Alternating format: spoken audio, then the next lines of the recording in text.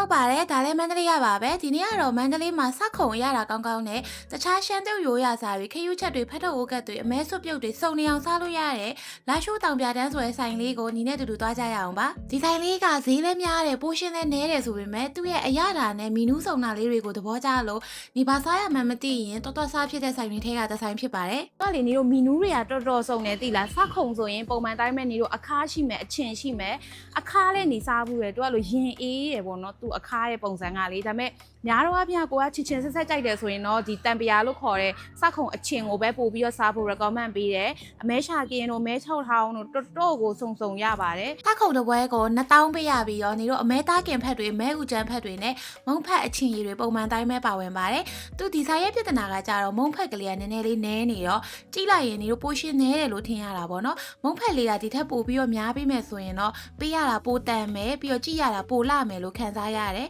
ညီကတော့အရသာနဲ့သူ့ရဲ့ဒီအမဲသားကင်အနံ့ကိုအရန်သဘောကျလို့အမြဲတမ်းသွားစားဖြစ်တဲ့ဆိုင်တွေထဲမှာပါပါတယ်ဒီတပွဲကိုညီတို့တယောက်စားတော့ကောင်းကောင်းဝါအသားများများနဲ့စားလို့ရတယ်အသားမှာတော့သူတို့ကလုံးဝမခိုးထားဘူးပေါ့နော်မုံတီဖက်ကလေးကိုတော့ပို့ပြီးတော့များပေးစီခြင်းနဲ့အသားကင်များများနဲ့စားလိုက်မယ်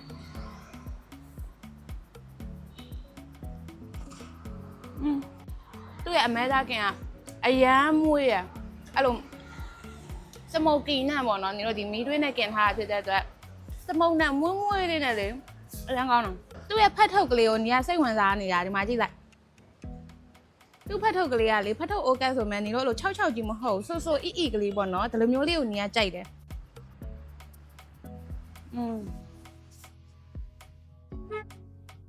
သူ့ဖတ်ထုတ်အစားတော်လေးကိုမွေးတယ်ကောင်း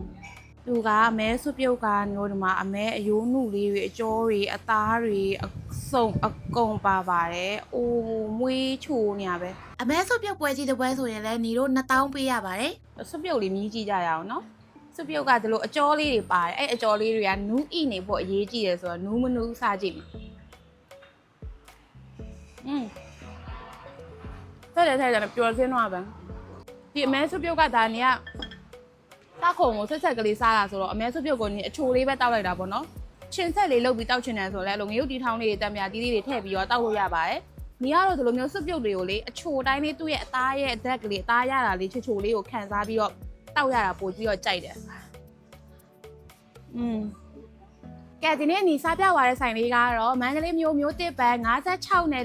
41စီလမ်းထောက်မှာရှိတဲ့လာရှိုးတောင်ပြတန်းဆိုတဲ့စခုံနဲ့ခရုချက်ဆိုင်လေးဖြစ်ပါတယ်ဒီနေ့ညီစားသွားသလိုမျိုးအမဲကင်စခုံလေးတွေဖတ်ထုတ်အိုးကက်လေးတွေနဲ့အမဲဆွပြုတ်တွေအပြင်တခြားမီနူးထူးထူးဆန်းဆန်းအဲ့လိုတရုတ်စာလိုမျိုးတွေအများကြီးစားလို့ရတယ်ခောက်ဆွဲရည်လည်းရှိရဆိုတော့ဒီလိုဆိုင်လေးကို follower တွေကြိုက်နေတက်လိမ့်မယ်လို့ညီထင်ပါတယ်သူ့ရဲ့အရသာလေးတွေကလည်းတော်တော်လေးကိုစားလို့ကောင်းနေပေါ့နော်ဆိုတော့ဒီနေ့ vlog လေးကတော့ဒီလောက်ပါပဲညီကတော့ဆက်စားလိုက်ပါဦးမယ်ဆိုင်ဖွင့်ချိန်ကတော့ညီတို့မနက်6 နာရီကနေပြီးတော့ည8 နာရီထိရပါတယ်ဆိုတော့နောက်ထပ် vlog ကြမှာတွေ့ကြမယ် bye bye